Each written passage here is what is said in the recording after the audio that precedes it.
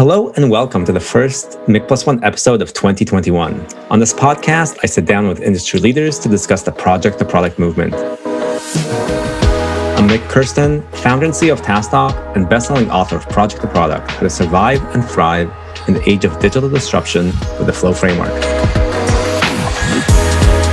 Today, I'm thrilled to welcome back Adrian Cockcroft, VP of Cloud Architecture Strategy at Amazon Web Services.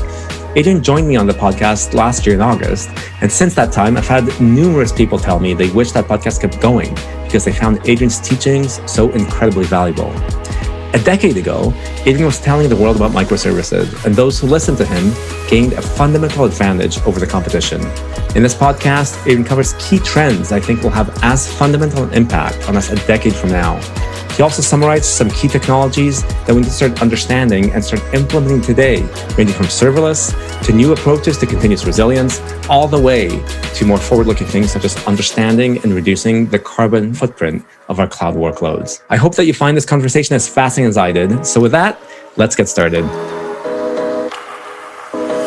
Adrian, welcome back to the podcast. I've been trying not to have repeat visitors, but I got a lot of emails after the last podcast from one of my closest colleagues who told me that was the best podcast, pointing at you, of course, nothing I said, that he'd ever heard. So personally, for me, it actually changed a lot in terms of how I've been engaging and talking to people. So I can't even tell you the number of times I've said and reflected on the theory of constraints for your observe-oriented decide-act loop, your OODA loop. And that's now become a part of almost every presentation I give. That term that you shared with us, the cloud for CEOs. You talked about some of this in the last podcast as well.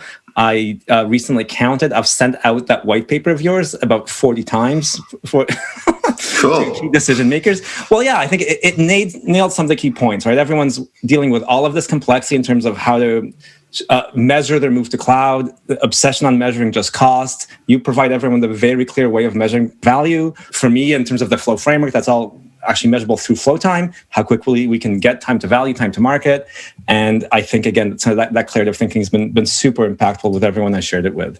Thank you again for the introduction to David Anderson, who then joined on the podcast and told us about how he's actually accelerating his time to market at Liberty Mutual IT through serverless. And on this one, I really would like to actually hit on some of these key topics and build out what you presented in this incredible talk at reInvent. So I think You've presented us with key trends for the industry 10 years ago, which many people are now adopting today. I think you've now got in that talk such a great range of where we've come on things like serverless and from microservices to what's next with just complete changes in hardware architectures that'll transform application architectures. But why don't we start with some any reflections you have on the last time we chatted, and then yeah, I'm eager to get into you telling us about some of your predictions for application architecture in 2021. Yeah, well, thanks. It was a really fun podcast, and it's great. We're sort of very aligned. And as I said then, I used to go and talk to customers and say, well, there's this book you should read. And it says, oh, yeah, we had Mik in here a week or two ago. Okay, well, I'm going to start my conversation in a completely different place. So exactly how are you doing this rather than you should be like all the paths and the steps. And there's so many customers that have been trying to just like lead down the path to get close to it. And every now and again, I run into somebody like Dave Anderson or some of the other customers that are right at that leading edge. I don't have to explain what a Wardley map is. I don't have to explain the project to product and all this stuff. And it's just I really like engaging deeply with those customers. Then I start learning stuff and go, okay, so how are you doing that? How do you convince people to do these things? And we can then share that across the industry and start saying, this is possible. We have existence proofs. Because that was always the thing with Netflix. It was an existence proof. You can say, oh, that's impossible. No, you really do that, right? And then I have all these other more recent customers I've spoken to that really are doing these things. So you can't say it's impossible, and you can see the value from it. But it's maybe incredibly frustrating because quite often you just can't get there from here. So at least you can see that there's a thing there, right? So that's kind of the fun part and the pain in the neck part. Yeah, I think that's exactly it. And that's, for me, that what David Anderson said that you led up to is exactly that. It's an existence proof that this isn't as hard as you think. And then just the only interesting part is it exists. They got there fairly quickly. They trailblazed much more than others have, let's say in the case of Lambda and serverless, but it's really how we get from here to there. So I think the really interesting thing is, again, you've been feeding the industry these existence proofs, starting with things like microservices. And yeah, I would love for you to take us through sort of the next set of existence proofs that you've come across and how we get there. Now, you will probably have to explain some of those. So John Willis on this podcast did talk about Wardley maps. You may have to go into a little bit more explanation. But the fact that you're using these tools, these architectures, these technologies, and these services today, and in helping customers move and innovate faster, I think is key. And for everyone listening, this is not things to consider for 2022. This, I think, everything I heard from your talk is things that I know we're applying with organizations I work with within my organization for 2021. So why don't you start us off, I guess, on the 10 years ago, what's happened with microservices and how on earth it is that an enterprise IT organization the size of Liberty could move to serverless so quickly. Yeah, I actually wanted to start one step before that, because 1 year ago at reInvent, I did this hour-long talk on speeding up innovation, which was then also published as this booklet that you mentioned, the Cloud for CEOs, which is sort of the distilled version of that. And this comes back to this thing. And it's like, well, why can't you get there? And the way I structured this talk was there are like 4 things getting in your way in 3 stages you go through. The 4 things were kind of the culture, the way you were organized, the way that you dealt with sort of financial risk and board level things like that. All those things got in the way. And then the stages you go through was the first one was learning to do something small quickly, and then learning to do sort of large scale cloud native net new projects that are at scale, sort of that Netflix architecture kind of thing. And then finally going through the data center migration, digging out all the old legacy stuff and figuring out how to modernize and migrate that. And that kind of gave me a framework for talking about all the different ways. And sort of and the big message out of that was I saw time to value, or your flow as the key metric. If your time to value is really short, then you are able to innovate quickly. And that's sort of it forces everything else to be good if that one metric is good. And that was kind of the discussion we had last time. So going into this year's sort of reInvent thing, I was like, well, I don't want to do that talk again. For the record, I do think people need to listen to that talk. I listened to it. It's, again, the clarity it provides organizations. So again, we're only focused on the cost aspect of everything, and they're just doing the wrong things around lifting and shifting. Yeah. And again, you provide this very clear guide, focus on time to value. You'll both reduce cost.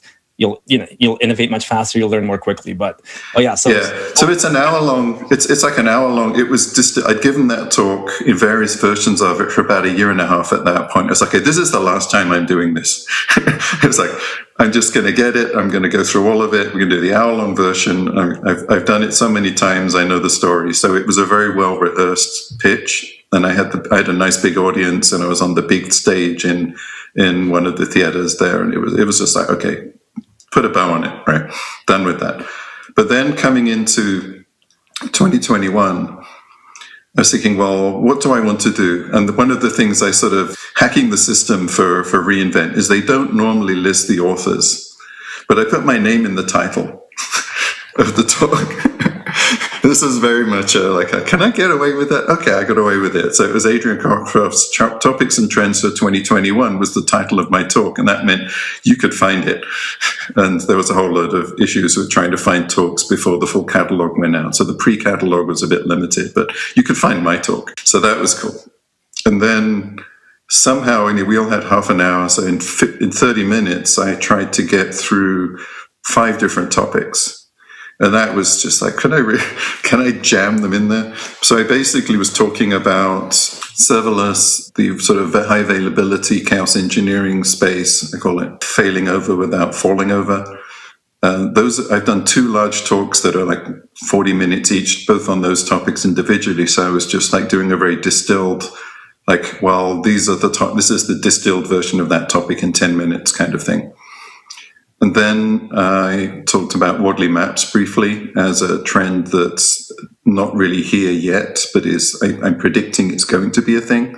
Because for the whole serverless and microservices space, I kind of did one of those Google Trend maps showing up the last decade or so, and showing that, I started talking about this in 2013, and it's pervasive now. And chaos engineering, again, started talking about that in 2010, and it's pervasive now. And Wardley Maps is not really pervasive yet, but I'm sort of predicting, hey, I was right twice, like maybe I can be right on that one too. Well, there's like a future prediction. I think it's going to be big. But right now, what I'm seeing is that those leading edge customers are using Wardley Maps. Liberty Mutual are, some of the other customers are, and they are getting a lot of clarity and value from the technique. So we can talk a bit about what that is. And then I have this long-term project. Not really a project. I've been thinking about really large memory systems for a long time and talking about it. It's not really related to my work at AWS at all, but I think it's a trend that's gradually happening. And then finally, the thing that I'm trying to focus on myself in 2021 is around sustainability. So I talked about some work I'm doing there with a Linux Foundation project. So that was kind of the 5 topics. Yeah, so let's dig into some of these. So I think I might as well just go in order. So serverless, one thing that you mentioned that actually, in terms of the time being now for serverless and the fact that it's not only proven out in tech companies as the fastest way to deliver these applications, but the fact that Andy Jassy said half of new services at AWS are now being built on top of Lambda. Is that the case? Yeah. He said that during reInvent. We've been repeating that quote. It's just say this isn't a niche thing. And you heard from Dave Anderson, serverless first is kind of their philosophy, and that's kind of the phrase that the way I think about it. I've done that talk quite a few times. You can go find videos of me giving the serverless first pitch. It's basically, if you have some problem to solve, try to use serverless to solve it first, because you'll find out in a couple of days whether you can do it or not. And then if you need to maybe do the several week version or whatever, if it was going to be a many month long project, take a week to build a prototype. And it's kind of like, when I first encountered Ruby on Rails, I was working at eBay Research Labs with Mike Upkey, and the two of us, we went into a meeting and somebody was saying, we need to prototype a thing. And I was chatting to Mike and say, well, how quickly could we build that prototype? And I sketched out at a spreadsheet what I wanted it to look like, and he built the Ruby on Rails version. And we went to the meeting a week later with a working prototype. I was like, where did this come from? Well, we just built it in Ruby on Rails. Like, all of this stuff is default. It's all common. You can build an actual, reasonably reliable working application in an afternoon. It's basically what we did. And this was sort of mind-blowing at the time. And it showed the sort of value of using frameworks that are a very high level. And so what I see is, in a similar way, sort of using Lambda, you're putting together all these building blocks that are already scaled, they're already highly functional. And if you can build the Lego version of your app, you can build it in a few hours. If you have to build the full custom version, it'll take forever. So that's kind of that Lego analogy has been something I've been using for a while to try and explain the difference to people. So that's kind of the core of it. And the reasons why you can't do it, we just keep playing whack-a-mole with them. Like, oh, you can't do this thing. No, we fix that. Well, you can't do this. No, we fix that. This is too slow. No, we fix that. Right. So every time somebody comes up with a reason why they don't want to use serverless, we go and add another solution for that objection. So the long version of the talk is just working through all these objections and showing how they don't actually apply anymore. So that's kind of the long story. Yeah, and we'll link all of these materials for your other talks. So those are available for those who want to follow up on this. But Adrian, how would you suggest, again, to the CTOs out there listening and to others, I think the key thing is you need to know how this works, and fundamentally, we can touch on this in the Wardley maps as well. This will allow you to focus on the value portion of your application, not on reinventing even more wheels as so many are doing. So how what's your guidance just for the next greenfield applications that you've got? How do you see people getting started to sort of follow the path that we saw from David Anderson, which is trying it out in the small quickly? Because I think the fascinating thing to me about that was just the path from trying it out on an MVP, on some internal prototype, in their case, was actually a pretty significant application, and how quickly they went from concept to a proof point for the business, that their ability to bring something to market was now 10 times faster than with any of the other stacks that they were using. So yeah. What's your guidance there? I would actually start with step functions for most things. Step functions gives you a stateful workflow engine, which is sort of has Lambda embedded around it. So it's actually not just serverless first, I'd say step functions first. So take a look at that and understand what you can do with that. And there is so much functionality there that gives you the framework for all these business processes that people are generally trying to build. So that's where I'd start. The other place that's interesting to start is call center applications. And if you see the Connect product that AWS built, it's basically, it's the sort of Alexa backend with Lambda sitting behind it and a totally dynamic call center on demand, right? And there's a lot of, it turns out to be one of the easiest things to adopt, because call centers are very large. The traditional vendors are very large, rigid, difficult to innovate around. And this is where your customers are talking to you. You want to innovate directly in that customer contact place. So it's been an interesting on-ramp for a lot of customers into serverless. Just because what you end up building out of the back of Connect is serverless bridges to everything else you do, and then you just learn to do it. So I'd say those are the interesting places. But have a hack day. If people don't know how to do it, give people permission to play, right? And I think hack days are great for that. Give people an unconstrained hack day. You can play with any AWS services you want. We'll give you a burner account. We'll bring in some AWS solutions architects to kind of do some hand-holding if you get stuck on something, and just have a day where anybody can build anything and play. And they will, it's a bit like the Deep Racer. If you want to play in AI, there's this Deep Racer League where people are going and learning how to do various kinds of reinforcement learning and stuff like that. But just in the serverless space, it's liberating and it's fun. Just pick a quiet week and have people just go build something.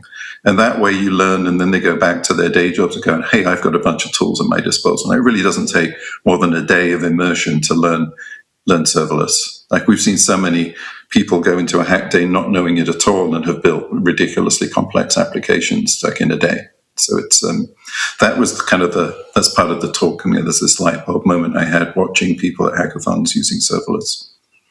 Well, yeah, and then just how much less time goes into configuration and setup and wiring on those hack days. It's an amazing technology for hack days, right? We've seen the not-for-profit hackathons that have been hosted, which again, it's just amazing how quickly people can get results that are interesting. Yeah. And it's a bit of a dig, but there's a grain of truth to these digs, which I say that in less time, you could finish building your app in less time than you'd spend trying to decide how to configure Kubernetes. Right.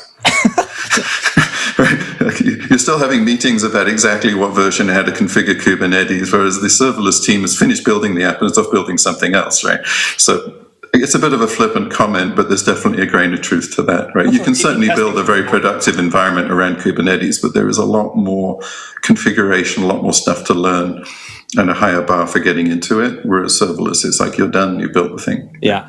And just on that note, the call center thing is really interesting, because the number over the past month or two, the number of large financial services organizations whose business has transformed enough that the call center queues have exploded, because people are not going to physical locations, everything's more online and I guess over the phone, which I didn't realize. It just seems like an amazing place to quickly demonstrate value to the business, given how much leverage you've got there in terms of actually applying some machine learning to proper routing of calls and other responders and so on. So yeah, I think that's some great low-hanging fruit. I saw one large bank, one of the large global banks, like at one point, I'd say their AWS build was completely dominated by Connect. It was the first thing they got into production. It was their on-ramp to cloud at all, right? Yep. And it was a huge successful rollout for them. And then they went, okay, we learned a lot there. Now, what's all this other stuff you've got, right? So It's just almost as a standalone solution. It's an incredibly powerful way of thinking about it, because it's just like Randall Hunt used to demo creating a call center in 5 minutes. You can probably go find a video of him doing that. He'd make a call center so his mum could call and find out where he was. That was his demo. Right. And now, so in terms of, let's say that now works, scaling that in terms of, you're now dealing with these kind of massive data sets if you are in a large bank. How has Lambda and the AWS adapted to what you're describing, which is just much larger scale? I'd say the very early versions of Lambda were more experimental as an implementation, and at some point we realized how much critical work was being done on Lambda. And there was a period several years ago where we re-implemented all of Lambda from top to bottom as a much more resilient system. And that was, sort of reaction to the kind of applications people were building. So the overall resilience of Lambda, the security model, it now runs as every Lambda function is in its own Firecracker micro VM. That's giving us a lot of capabilities and from performance and security, isolation, all kinds of things. It used to be that there was an instance and all of your Lambda functions would run effectively as containers within that instance in some sense. And so they sort of compete with each other. But now you've got a separate virtual machine for every Lambda function. It gives us better isolation. So there's just all these ways that we've been hardening it over the years. And the event bridge and pre-allocating functions. And you really can, if you need a Lambda concurrency of, say, 100,000, call us, we can do that. That's insane. Like I need 100,000 machines, 100,000 CPU cores. Wow. Because I have a lot of people turning up to click on something at once or whatever. It's like, we can do that. Wow. Yeah, it's not the default. The default's 3,000, I think. But, we can increase the default. That's just ignore. You can do the incredible burst workloads and flash sales and things like that.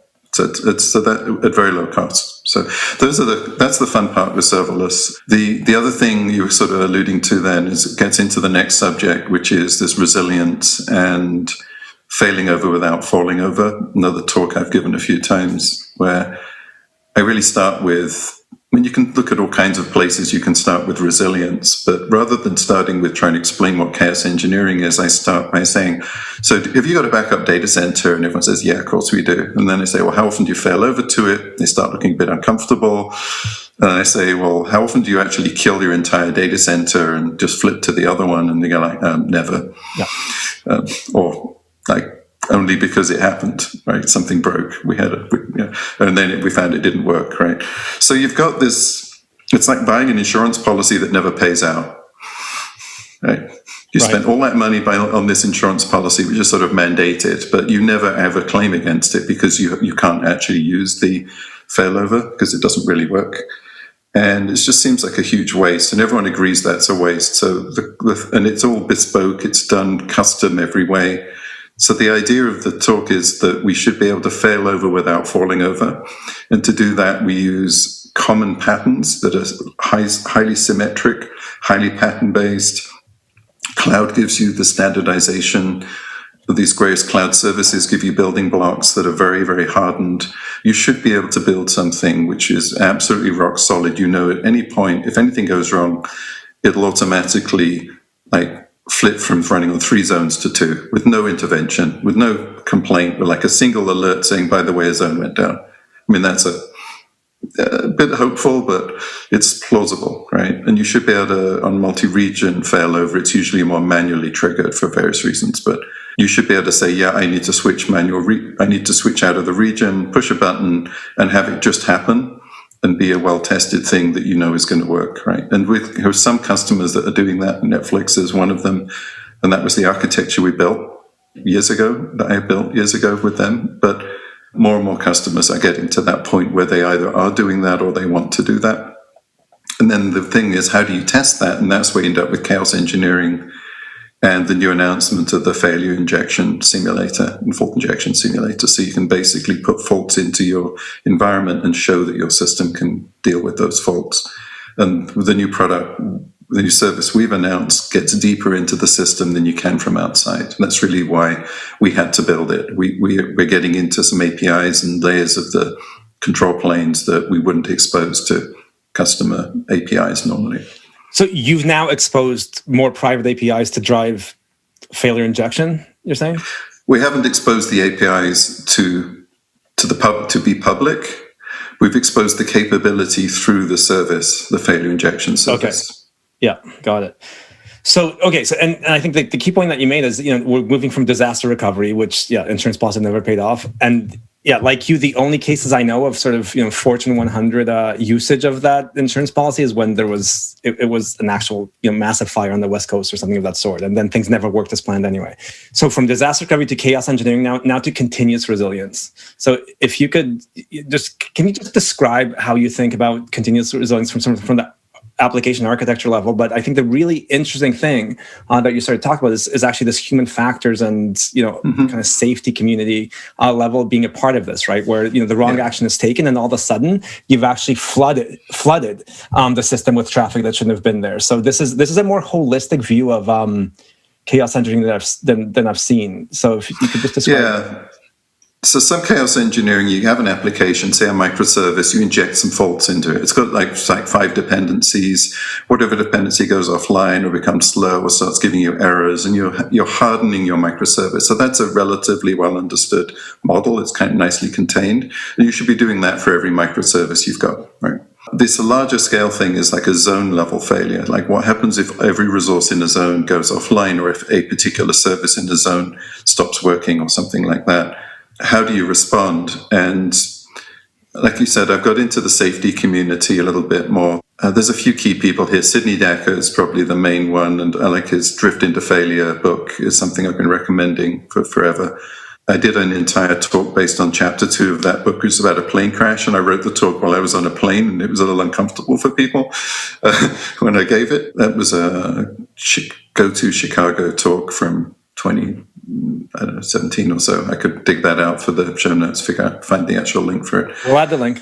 And there's a guy called Todd Conklin who has a podcast called the Pre-Accident Podcast, and he's one of the leading lights in this space. And I actually went on his podcast and chatted to him about chaos engineering.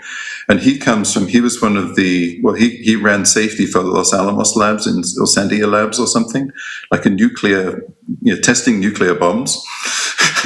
Don't do that. Don't get that wrong. You need some good safety around this stuff. And he's like a really deep thinker in this space, and just a really entertaining podcast, worth listening if you're into this. And John Osborne's been on it, a bunch of people. So every now and again, he dips into sort of the DevOps and software safety community, but mostly it's about industrial safety. I've got an aluminum smelting plant, or or a construction site, and I'm trying not to kill the workers, right? That kind of thing.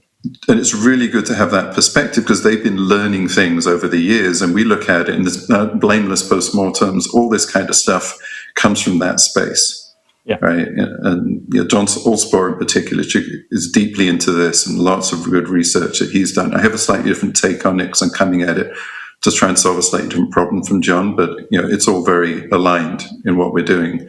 And I think the key thing here is, if you look at a control system, I tried to draw a control diagram which has, and this goes to MIT's Nancy Levison's book, Engineering a Safer World. She's an MIT professor, or I think she's a professor there. She runs a big team. And there's this technique where you lay out a control system, and you're treating your reliability as a control system problem, and you're using all of the decades of research into control theory to do a much better job than sort of the making it up as you go along approach a lot of software engineers have. There is a body of work there which I'm trying to expose to software engineers. And so you have your data plane, which is the business service that's doing the work.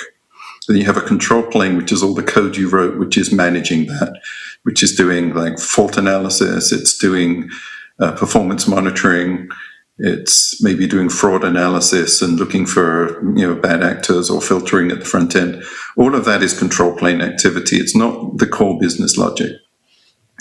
And that control plane can only manage the data plane if the data plane is behaving in a predictable way. So it's got a model of the thing it's controlling, which is implicit, which is, if you see this metric, do this. It's that alert, like if then else kind of thing, if this then that kind of idea that you have, or your autoscaler saying if your CPU gets busy, add some more instances, right? And of course, if you're out of memory, your CPU won't get busy. Your machine will be sitting there idle, and it won't add instances. So your model was wrong, right? So that's a class of failure, is model failure, looking at the wrong metric. And then sitting above that is the human layer, which is another control plane layer, which is looking at this whole system. And the human has a model of the controlled system and the control plane And every operator will have a slightly different model because they all know different things. And then you get all these problems where operators have different models and there's conflicts and they're looking at the wrong data and they're using runbooks that are out of date and everything goes wrong. So that's kind of there's a fairly detailed discussion of the typical hazards. And there's basically a hazard checklist for sensor data, for control actions, and for model problems. And what I'm really trying to get to in this really short summary was like there's a lot, distilled version was like, go look at these checklists, think about your own, like try and draw the control model for your system and just run through these checklists. And this is like looking at the wires, not the boxes. You effectively have a box and wire diagram. Instead of saying what could go wrong with this box, say what could go wrong with the wires connecting the boxes, which is the information flows and the control flows. And then I don't care, the box is a black box now. If it starts misbehaving, some of the outputs are going to be different, right? And I should have enough outputs to be able to tell that it's misbehaving. But I don't need to really get into what's happening inside that black box. So it's a sort of good way of thinking about the abstractions. Kind of a brain dump on that technique. And I've got a few customers I'm working with that and some solutions architects where we're trying to actually come up. The next step is to actually have a real control diagram for a real application, and I've not quite got there yet. Yeah, but Adrian, I think this is huge from my point of view. I'll sort of relate it to an experience I had in terms of, because in the end, this is just managing safety and failure modes in complex systems, right? And I'll never forget this trip I made to the software and hardware lab of an electric car manufacturer. And then I was talking with the inverter team. And they said, so we have hundreds of engineers working on the software for the inverter. I said, what? Like, how do you have hundreds of developers working on this embedded software for an inverter? And I asked them to show me because that's, I thought it was really neat, but I had no idea why. And if we really think of the inverter, which is just putting current onto an electric drive motor, they said, and I just always thought of it as that lowest plane, like your data plane, right? That's actually pretty straightforward. The ways it's the control plane where all the software is running. Yeah. Because in that inverter, you can have over 30 years, every single component malfunction in different ways. And as they put it to me, no matter what the human controller does, it can never apply a bit of gas and then end up going through the car in front of them, right? Yeah. You can never have that kind of failure, regardless of what misreadings you're getting from the hundreds of sensors on these things and so on. So I think there's something so profound about this observability and control, this SPTA model that you're now applying for cloud scale systems. Yeah. When you're in industrial control systems, and that's a key one, you have to get it done right, and you have to be able to deal with every wire going into that thing could have a bad connector on it. Yeah, exactly. exactly. So what are you going to do? What's it supposed to do? It's got to fail safe. I have like a slightly. The first times I ran into this was before I joined. I was a software engineer working in embedded systems, and a friend of mine was an expert witness at a trial because somebody had built a circuit for controlling a baby incubator for premature babies, and the circuit failed, and it failed on, and it overheated the baby and killed the baby. Wow. And it's like, so this is the kind of thing that sticks in your mind. Oh yeah, don't do that, right? Yeah. Let's make sure that all the failures are going to fail safe, and you have to think about everything that could go wrong, anything life critical, anything that's controlling machinery. And then when we're looking at large-scale systems, sort of cloud-based systems, you can only automate so much. There's always going to be humans in the loop. There's this term that Sidney Dekker has called synoptic illegibility, which is one of those words. What is that again? So a synopsis is a summary of how something works, right? Can you write a synopsis for this thing? If you cannot write a synopsis for how to operate a thing, then it is illegible, right? So there are systems that you can write in theory how it works, but how it actually works in practice is a human every now and again will get in there and tweak it. Yeah. That's because most processes that are reasonably complex have synoptic illegibility, and there has to be a human watching over it, and you cannot automate everything that's in there. Because you're not going to capture. You do that work to rule thing, right? Work to rule systems don't work well, right? If you follow the actually what it says in the run book, you will end up running off the end of the run book and into a no man's land, right? Yeah, and then some of this just seems so pragmatic. Again, I encourage everyone to dig into this part of your talk, but the fact that the flood of alerts from a human point of view is like a fail always on. There's no information in it for the human, so they take an action and then further floods the system with requests. So fascinating. Yeah. And then, Adrian, I want to ask this. I think the really interesting thing I'm noticing, and I think in how you're applying these concepts, is with this kind of continuous DevOps mindset, right? Because I think, like you said with Lambda, right? Like the compute scaling's there, the storage, all of this is there. But I certainly have heard organizations say, well, how, we've set up our build pipelines. And I think it's generally good practice for them to have one set of well-governed DevOps and delivery pipelines. You've now touched on how organizations should think about pipelines that are, at least at the outset, going to have, let's say some microservices, some other legacy applications, and then some Lambda. How do you think really about applying these? Because you're mentioning continuous resilience. You're mentioning applying Lambda to existing build pipelines and new services AWS has for that. Again, I think from that DevOps and delivery point of view, what have you learned over the course of the last year that can help people apply this to their pipeline? I think continuous delivery, from talking to Jez Humble over the years, like if it hurts, do it more often until you figure out how to make it stop hurting. That was one of those principles, like why people weren't doing continuous delivery in hundreds of releases or thousands of releases a day or whatever. And so if you look at continuous delivery of code, then you look at, so what else needs to be continuous? And security needs to be continuous. You need continuously provable state of audit state, right? So you want continuous compliance, not point in time. Somebody turns up with a clipboard and asks you awkward questions, compliance to audits. You want to be able to prove that the system has always been compliant because you have an audit trail in a tamper-proof log. So that's continuous compliance. And then from availability point of view, instead of having the sort of annual failover tests, which everybody spends a month preparing for, it's kind of like the annual audit, right? It's something which you should be continuously ready to do and continuously prove that you can fail over and that whatever goes wrong, the mitigation plans that you've got are known to work, right? And that's a state of being which you get to. It's like, and it's the same kind of transition. You go from sort of annual releases of software to continuous delivery. All of these things, the security, the availability, and the software and the feature delivery all become continuous, and you're going to get this economy of scale. There is no economy of scale in things. Doing smaller chunks are better. The more you bundle together, the harder it is to do. So you want to have lots and lots of tiny tests and lots of tiny proofs in the system that show you that everything is working right. So that's kind of the model. And are you saying go as far as injecting failures into production as part of your delivery pipeline?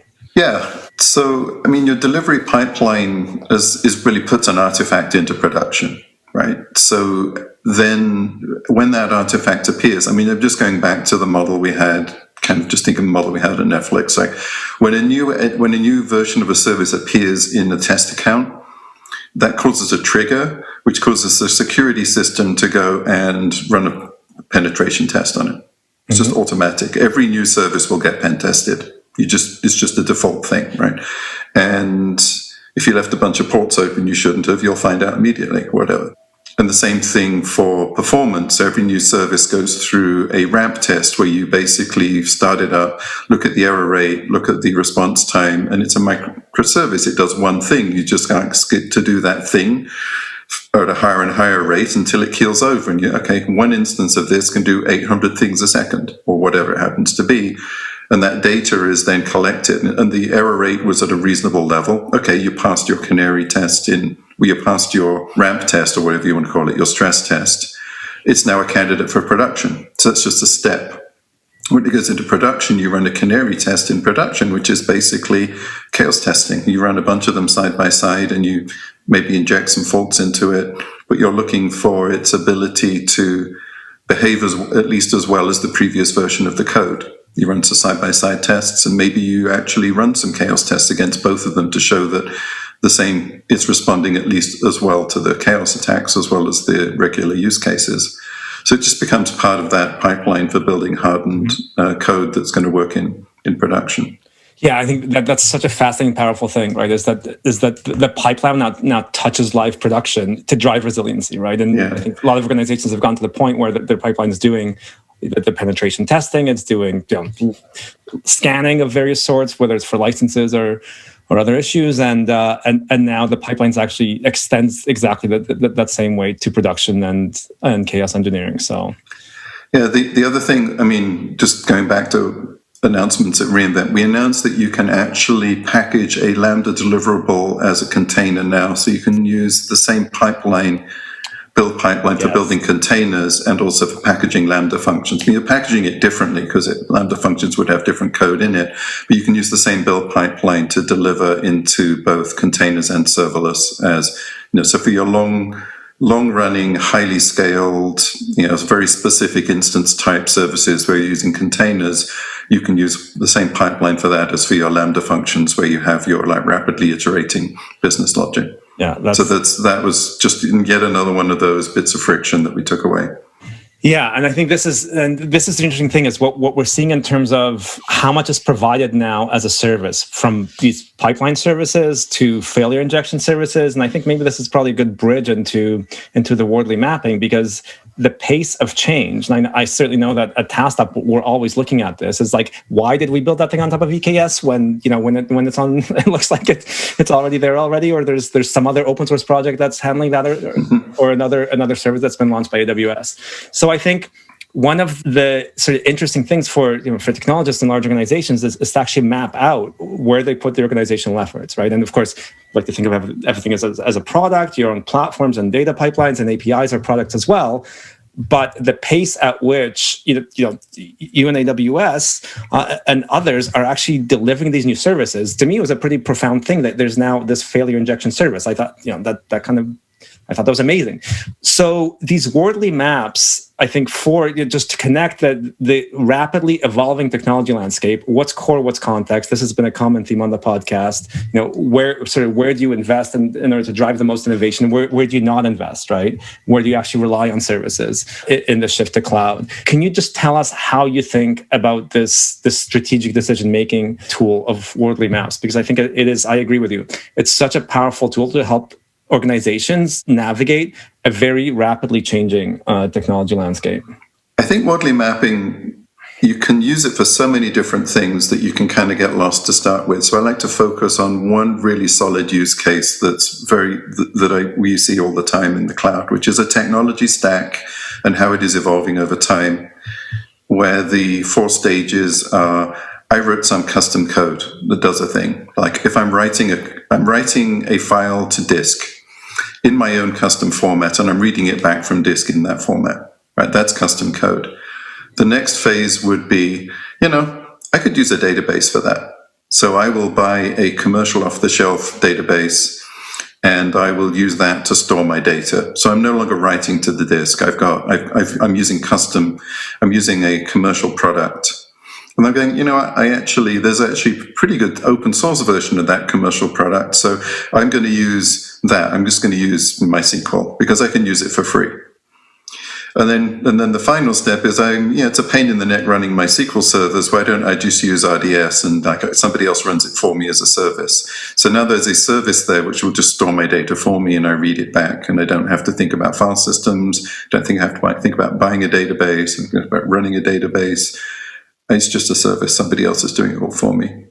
So those are the 4 steps that are characteristic of technology layers, right? And if you map out your value chain from the most customer-facing piece of your technology stack, which is probably your mobile phone app or a web page or something, all the technologies you're using to build it, and then you layer them in their dependency order, and at the back of them, the dependency goes, well, this code is running on a machine, and the machine's running in a data center or in a cloud, and that cloud depends on buildings and data and power and all those things. So you can go all the way down the stack to the utilities underneath. So the Wardley map I'm describing basically is a value chain top to bottom, and it's the evolution left to right.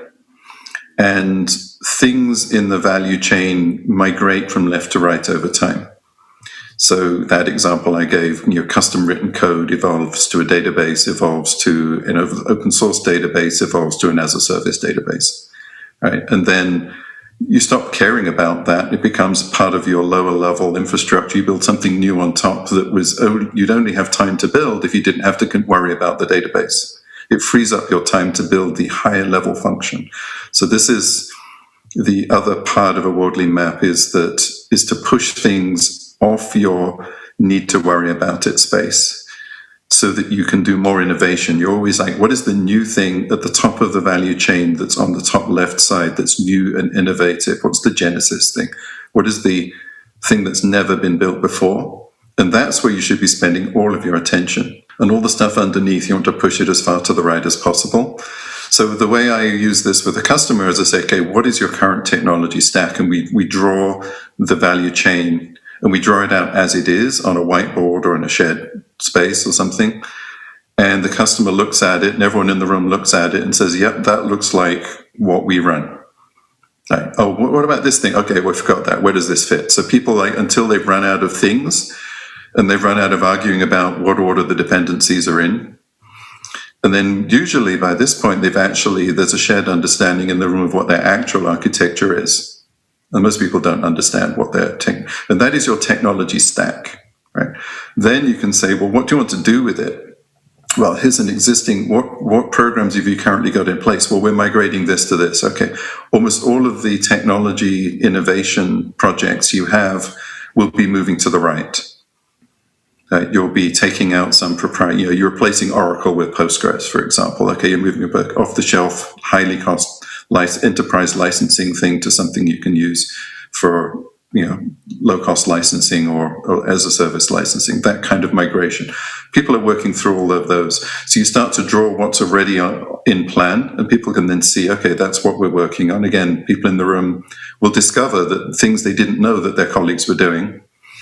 And then you can say, what else do we need to do? And where do you want to end up? And that's kind of becomes then a template for communicating about what is your cloud migration really about? Yeah. And once you've done that, you've drawn all these Wardley maps, and most people that haven't seen a Wardley map before go like, well, that was so clear. What the hell is going on? And you're not getting into the weeds of exactly what your architecture is. It's just that, Kubernetes depends on Excetrity. That's it. It does. So are you running both of those yourself? Or are you running it on EKS? Are you running a custom version? What are you doing here? Right? And every now and again, you'll pull something that's at the right-hand side of the evolution and pull it over to the left. And because they say, electricity is like such a fungible utility. And then you look at, well, a Tesla supercharger is not a off-the-shelf thing, right? You do not plug a Tesla at home into a wall socket. They had to invent new ways to deliver ridiculous amounts of energy safely. And so there was innovation in that electricity provisioning layer when car charging came along as a new requirement. So you suddenly see innovation in some area that was deeply in this is just boring, right? You know how to put in a 40 amp socket in the wall, but all the technology to deliver that. So that's kind of it's not that innovation isn't happening on the right side because you're innovating and building services. It's just that from a customer's dependency stack, you're moving to the right. What I did in the talk was I picked the Kubernetes ecosystem and looked at the CNCF landscape, which has millions of icons for projects that most of you haven't heard of. And I picked out the ones I thought I'd heard of that formed a stack for Kubernetes. Like, what are the dependencies? What are the projects that make up a Kubernetes stack? And then showed how they were gradually migrating to as a service with EKS. And then during reInvent, we announced Prometheus and Grafana as a service, and there's a distro for collecting data. I've forgotten what it's called right now, but the thing that feeds data into Prometheus, whatever. And all of those, I drew, okay, those things now move into the as a service. Yeah, you can run your own Prometheus, but now you can get it for free.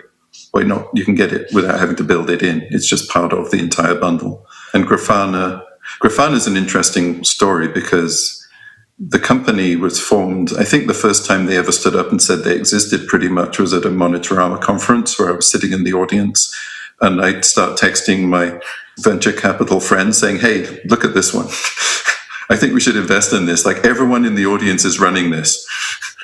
And it was like, this is like a huge, go invest in this. And we didn't manage to get any money into it because they didn't need money, but that was one of those ones where, okay. And I went and chatted to them and got to know the founding team pretty well. And when they started working with AWS, I was able to smooth that transition. I was working in the open source team, and they were talking to Grafana, and sort of I was able to use the fact I knew the CEO and the people at Grafana to sort of build trust into what has turned into a really powerful relationship where Grafana are now licensing their code and their development resources to AWS. We're embedding it in tools at AWS, and AWS has the commercial version of Grafana available as a service. So it's kind of a win-win. There's a really long-term contract behind that, and I was very happy to see that outcome. And it's kind of a template for how to do it right, how to really leverage the cloud from an open source vendor perspective.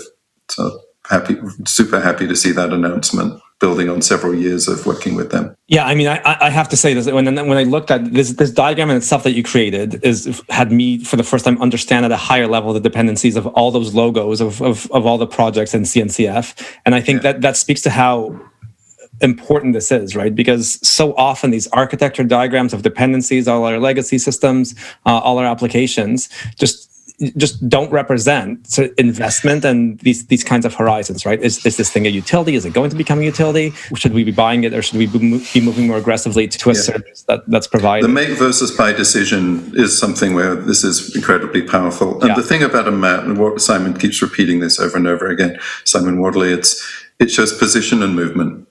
And if you draw an arrow on the graph and it doesn't make any difference what direction the arrow points in, you haven't got a map. A map has a position you're starting with and where you're trying to get to. That's really the important aspect of it. We're trying to understand where we're trying to go and what's blocking us from getting there and all those kinds of things. And and the other thing is all maps are wrong, some maps are useful. If you keep those two phrases in your head, then because I'm certain that people will look at that map, Kubernetes guru, and say, you got it wrong and you've missed out a bunch of stuff. Yeah, I know. Yeah. But but from an executive level or a management level point of view, this is the major things we need to understand and we need to make decisions on. And you can go do the details. And yes, there's a lot more stuff in there. But from we are migrating to the cloud, what does that mean point of view, then it makes sense. Yeah, and for me, in terms of the customer engagements I've been doing, it just addresses one of the key problems I've seen throughout the last couple of years of helping organizations shift to the products and value streams, which is that there tends to be a really clear understanding of the top left of the business application where most value needs to go. There tends to be some understanding of, okay, we'll get this from our cloud provider, we'll get this from another vendor, right? So the utilities. But what this makes explicit, and I think it'll be counterintuitive to a lot of people who start using it at first, is that all those investments that should be utilities but aren't start showing up on the map, and B, the things that are actually specific to the business, right? Let's say back to the call center, actually creating some of the machine learning and data pipelines needed. Well, maybe you're not ready to outsource to a vendor or at this point, right? That is actually the business. Like a fraud analysis model or something like that is very specific to the kinds of fraud you get on having a model that's listening for patterns of calling or whatever it is that are that thing you're looking for. Yeah, exactly. And you want to leverage as much utility as you can and use Connect and such, but it actually makes explicit those investments, those product value streams that are not customer facing, but are critical to supporting key functions like fraud detection. So I think this is, again, a great tool for that kind of that product thinking that's at the investment level for the organization. And again, I think what is so key here is that, like you said, the map has arrows and things are shifting, right? And things have been shifting very quickly per a bunch of what you just, what you went through in your reInvent talk in terms of all these new services that you need to pick and choose to move to, which means sunsetting things that you've been building in-house. So, okay, awesome. So where do you want to go next? This, hardware. I think this is getting a bit long. So let's just quickly talk about some of the hardware pieces and then what I'm currently focused on for 2021 myself, which is, so start with what is big data, right? We've heard the phrase big data. And the original idea of big data and why we all got Hadoop clusters was we were trying to do analytics jobs that didn't fit on one machine. And Hadoop was a way of using breaking the problem into a way that you could throw lots of machines at the problem, and you need to sort a petabyte of data or whatever it was. It used to be I need to sort a terabyte of data, right? And then we got machines with a terabyte of RAM, which is kind of where I'm going with this, right? At some point, the size of one machine, you see, the amount of disk space you've got means that you can put it all in disk on one machine now. And the amount of RAM you've got means you can process it in memory on one machine. So what is the largest problem you can solve on a single machine, which means it's no longer big data? So the definition of big data is a moving target, is one way of thinking about it. And then there's this sort of hierarchy of what you can fit on disk on one machine versus what will fit in memory on one machine versus what will fit in the GPU memory on one machine. Because once you get something that fits in GPU memory, you can, and nowadays it's like 40 gigabytes for one GPU. That's quite large, really. I remember when, I'm old, but I remember it's 1 gigabyte for an entire database on disk was big. But anyway, so now 40 gigabytes in memory on the GPU, and I'm trying to remember, I think it's 7,000 cores in one GPU. And it's a SIMD machine, so it's, but if you think about, okay, let's say I have 40 gigabytes of data there, and I want to do a full table scan of that data. Look for something in it. I have 7,000 cores doing that in parallel across my 40 gigabytes of data. The internal memory bandwidth is 1.2 terabytes per second. Okay, this is a ludicrous numbers. If you have any idea, like normal machines, memory bandwidth is about 30 to 40 gigabytes per second. Just to give you, that's how fast memory is on a normal machine. Inside a GPU, it's 1.2 terabytes per second.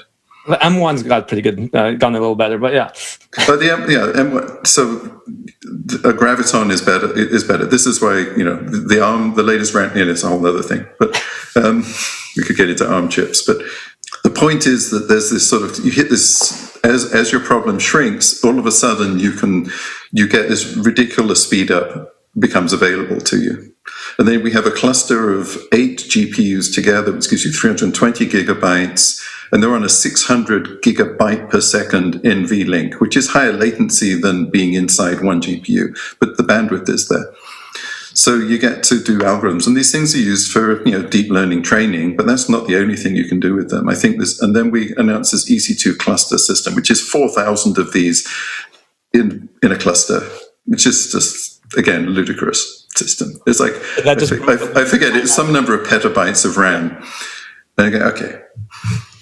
I just love throwing these sort of ridiculously large hardware things around again. Like, hey, what problems can you solve that you couldn't plausibly solve a few years ago with this stuff? So is there a graph database that doesn't fit into this then? Well, this is one of the uses for these machines. Like the biggest memory machine we have right now is 24 terabytes. We use it for SAP HANA normally, but you can get several terabytes just as a regular instance size, and the latest GPU instance has over a terabyte of RAM in it. So terabytes are relatively easy to come by. Tens of terabytes are there if you really need them. And if you want to run a graph database that's non-partitionable, it's hard to partition graph databases. They're one of the use cases. So I then started looking at what could you do with this that you couldn't do before. And as well as things like SAP HANA graph databases, had this idea that you could deploy all of your containers inside the same machine so that the containers could talk to each other at memory speed. And right now, with the traffic from one container to another normally goes outside the instance and back in again because it goes to the switch. And containers assume that the other containers are not on the same machine as them. So data gets scattered, routed. So the question is, how quick could you be and how much traffic would you get rid of if you fast path that? And how much overhead could you take out? And it turns out most of the overhead of talking on the network is serialization and deserialization of data. And the reason you do that is because you're crossing a trust boundary, a failure boundary. And if you're in the same address space, you're not actually crossing a failure boundary. So you don't have to serialize and deserialize, so you can use a shared memory transport where you don't deserialize, you pass the raw data and you just update it in place. So all that SERDES goes away as well. So there's a few things here where, and then there's some other stuff you run into. So that I've got a whole series of layers of thinking here, this is much more of kind of a long-term research. But what it lets you do is think about taking a monolith, breaking it into individual pieces, which are independently deployable microservices, but they're running in the same address space. So you get back some of the efficiency of the monolith, although you get the agility deployment of a microservices model. Anyway, I came up with a name for this. I call it Petalith, the Petalith architecture. So I don't know. And I've been sort of bouncing the idea around a bit, but I don't think anyone's ever gone to build this yet. So this is definitely something that I think sounds plausible, but there's a lot of bits needed to do this. And I'm kind of floating the idea in my talk and in this podcast, because if anyone's working on this, let me know, because I think this is interesting stuff. And the software architectures we need to manage it are a little different. And then I highlighted some companies and research projects in the talk. So Dan Bittman has an operating system called Twizzler, which is interesting. One of the other things that's happening, which hasn't really got here yet, is persistent memory, so main memory being persistent instead of volatile. And he's built an operating system for that. There's a database company out of the UK called Brightlight with Y's in it, BRYTLYT, which has a GPU that runs entirely in a database, Postgres compatible, runs entirely inside the GPU and can do these ridiculously fast lookups because it's running at GPU speed. And a few other things, a few other people I listed in there. So that's kind of that was the next bit. There's me trying to think about, and I don't think this is something people are going to do in 2021. Right. I think the research projects and the interesting startups are happening, and it's very fringe. I'm saying that this is in 4 or 5 years. This is something that could be mainstream, and I've sort of been at the beginning of things before. This smells to me like the beginning of a thing. So I think this is, I'm sort of doing a long-term prediction here that this is a place that could be interesting to play with. Right. But Adrian, I guess this will probably track like your previous predictions. So it'll be ubiquitous in 10 years. But until then, it sounds like the actual trend of moving more and more compute into and storage into GPU and memory is just going to continue, right? Where there will be use cases that organizations and enterprises have for putting the entire graph DB into memory, and services that are around right now for actually heading in this architectural direction, even though if this happens, this will completely change. It will change architecture for microservices. So back in 2008, I did a keynote on how we should be using ARM chips in data centers. I did it at Usenix, I think. So I was about a decade ahead of where I needed to be. But I also went and I called them millicomputers, and I got all the domains, millicomputing, milli whatever. And of course, nobody ever used that term, but I was right in the end. It was like milliwatt level computing. Like 10 years of all those domain names, that must have added up. This domain names don't cost that much. But I keep saying somebody wants to actually bring out millicomputer, make me an offer, I have all of the domains.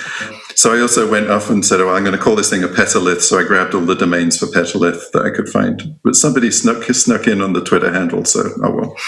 So I don't have that. But so I'm sure it will end up being called something different.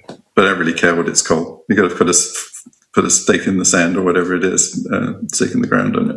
Oh yeah, this would be a whole new generation of. Everything right now turns into electricity and cost. Right? Is all the network traffic, all of the storage. This would just fundamentally transform, I think, the compute profile for. Yeah, and the problem, of course, is you have a failure domain if a machine dies. Right. Then, so you also need. But we have 400 gigabits now. We have 4 100 gigabit links on the instances. Mm-hmm. So we have 400 gigabits of bandwidth to pump your data that you're changing to another instance in another zone. I put in a different availability. That's across zones. Well, it's out of the instance. If I'm trying to replicate somewhere safe, I put the other instance in another zone. Yeah.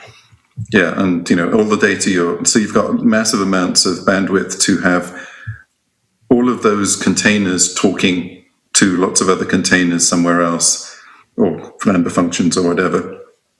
Anyway, so that's kind of the other thing you have to. The reason why people don't want to put everything in one machine is because when it dies, it all goes away in one go. But if you get your chaos engineering right, you don't care. It's just like another chaos monkey problem. I just lost a zone, but I'm okay with losing a zone. The system still works, right? If I really can automatically fail over a zone loss, then losing one of these massive machines is just like a zone loss. It sort of all ties together in some way, but like I said, I'm kind of just spitballing ideas here and trying to. This is not in any way an AWS policy or architecture trend or anything. It's something that I've been talking about for more than 5 years, and I've been talking about this way before I joined AWS. So it's something that I think is likely to happen eventually. It's far enough out that most customers aren't thinking about it at this point. So given that AWS is a customer-driven organization, we have to get the customers thinking about it so that then they ask AWS to do it, and then we end up building it, right? So I'm trying to like, it's like, how do you do chicken and egg? Well, start off with a cardboard cutout chicken and wave it at people. I don't know how you bootstrap this process, right? So yeah, exactly. And Adrian, I think this is just fascinating. So I will just transition myself from this blowing my mind to that other topic I want to make sure we get to, because all these petabytes sound like a lot of electricity. But you wouldn't believe. So how much look at your application. How many cycles in your application is spent converting thing to strings and back again? Yeah, that's a lot of electricity. Yeah. It's a ridiculously high proportion of all compute cycles are being spent serializing and deserializing. Yeah. If you're doing XML, you're just wasting ridiculous amounts. Imagine actually getting the carbon footprint of all the serialization. Exactly. So I think that this is, if you could get a architecture where a lot of the serialization wasn't needed, but you still had all the other benefits of microservices, then you get back to the efficiency of the monolith. Which is another, monoliths have their places and they're very efficient. They're just hard to modify quickly because they bundle too many concerns in one place. You have to separate the concerns. So anyway, so that's kind of segueing into the final subject I had, which is around sustainability. And there were 2 announcements at reInvent I want to highlight. One is that Amazon, as of 2020, is the world's biggest buyer of renewable energy. And it was over 3 gigawatts of capacity is now in contract. Wow. Not all rolled out, obviously, but we have contracts and we've bought just an insane amount. The total amount we have, I forget the exact number, it's like 4.5 gigawatts, something like that. It's a huge amount of electricity capacity, and that's because we are moving we have a path to 2025 of having all of Amazon electricity, AWS and Amazon, being sourced green. Renewable. And the problem Amazon has is it's a logistics company. We do a huge amount of moving atoms around, whereas the other cloud providers are mostly moving electrons around. So Amazon as a company has a much bigger footprint than, say, Google or Microsoft. It's actually closer to Apple. Right? If you think Apple moves lots of hardware around, and Amazon's a logistics business, it has a similar kind of thing. Our footprint is big because we move so many things. So we're working on a very holistic view of solving that for all of Amazon, not just focusing on the AWS part of it. Werner also had a section in his keynote where he talked about renewable architecting for sustainability and how you build that into the way you think about your architecture. And the best proxy to optimize for is cost. If you save cost, you have lower AWS bill, then you're also saving carbon footprint because it's very, very closely related. And it's the best thing you can do. And things like not running cron jobs, that they're all on top of the hour, so you get a big load spike out of it. So trying to avoid load spikes unless you absolutely have to for business reasons is another. Yeah, Adrian, can you just dive into this? Because I think the how profound the savings are from the economies of scale of cloud, and just how much of the planet's carbon footprint will move to workloads running in the cloud. I think just this cron example of the fact that if you centralize all of this into a centralized set of control planes, you can actually just dramatically reduce electricity usage. So just tell quickly this cron job story, because I think it's the perfect thing people have in their minds. So if you take a typical data center, there was a study in 2019, I think, which we published, which showed that this is the efficiency of a typical data center. We took the median data center, and then if you take that and compare it to the cloud, we run much higher utilization, and we run much more efficient, more modern hardware. And because of that, with 3.6 times more efficient, right, in terms of carbon footprint than a median data center. just going to cloud, and then taking into account, in addition, the renewable energy that we're sourcing compared to the renewable energy that a typical data center resource uses, we end up 88% saving in carbon footprint from just taking the same workload and running it in the data. Same Intel processor type, same workload, didn't do anything, you just moved it to cloud.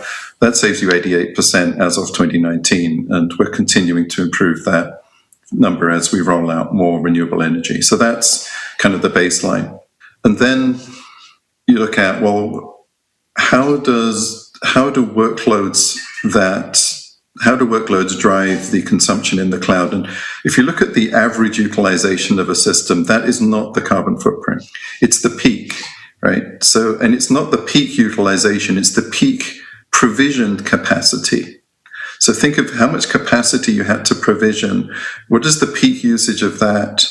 And then you dial back to the average utilization, right? And that peak provision capacity is driven by the sharpest and tallest load spike in your system.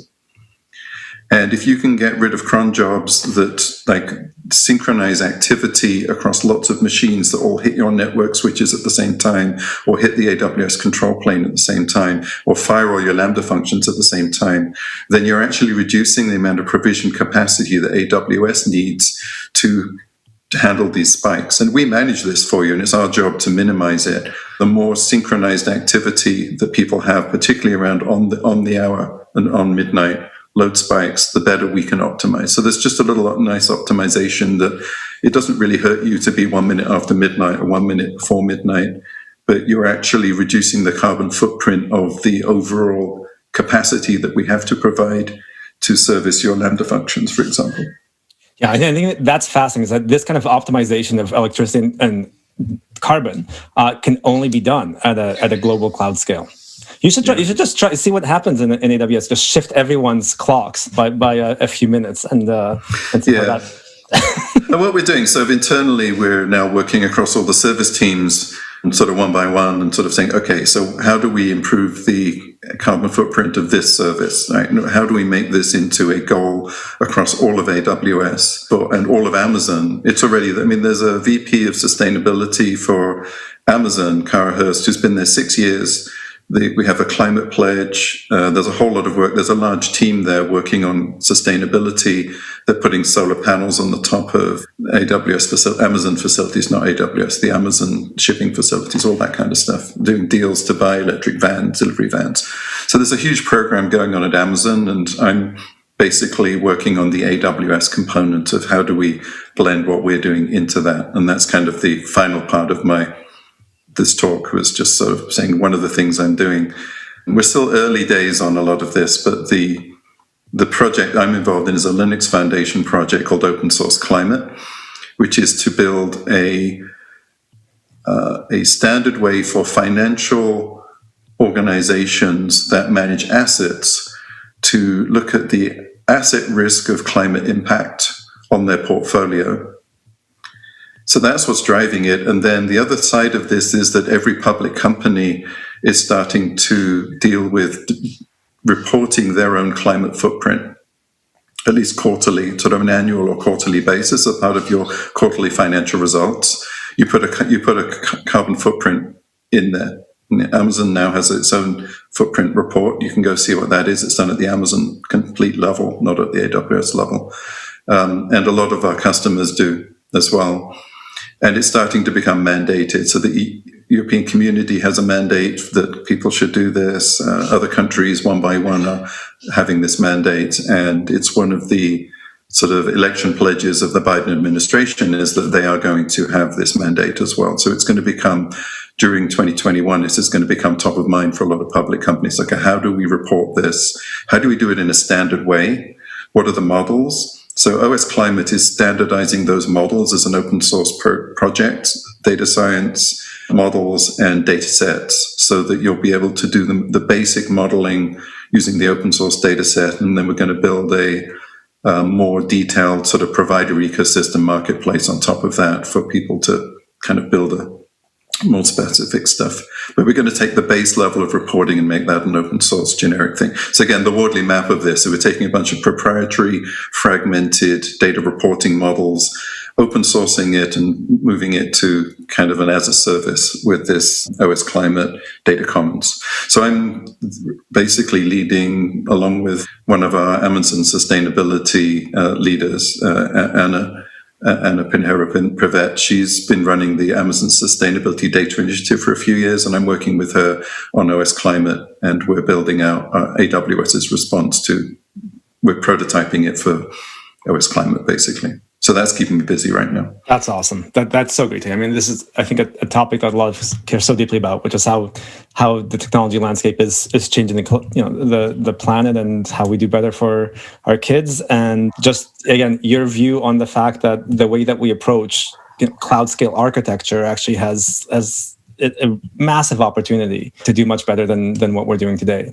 And that I guess the more you go serverless, the more green you are, is the bottom line. Just that does help. It does have you've got 100% utilization, and all of the time stuff you're not using, we can use for somebody else. So the problem, the optimizing for carbon footprint moves to an AWS responsibility, right? So that's another thing we're going to handle for you. So to some extent, just if you optimize for cost and use serverless, you're doing most of what's needed.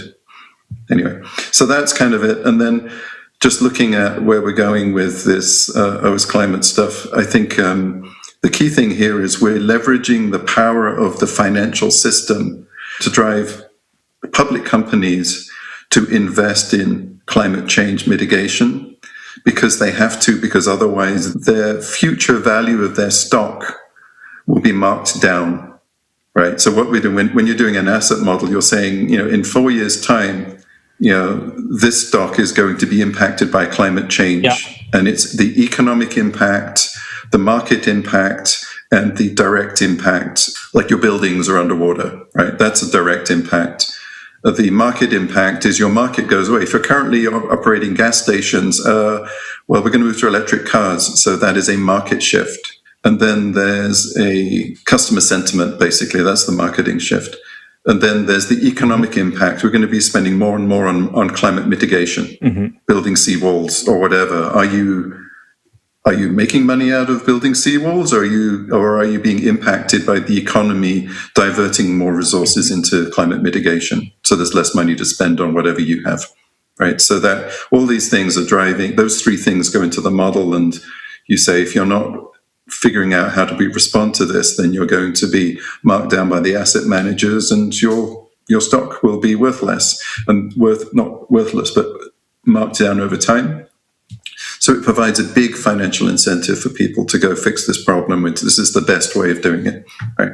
And so just to wrap up, so people can check out OS-Climate now to start. Yeah, os-climate.org is we haven't done the first release of the OSC Data Commons yet. We're working towards an alpha release sometime in the next few months.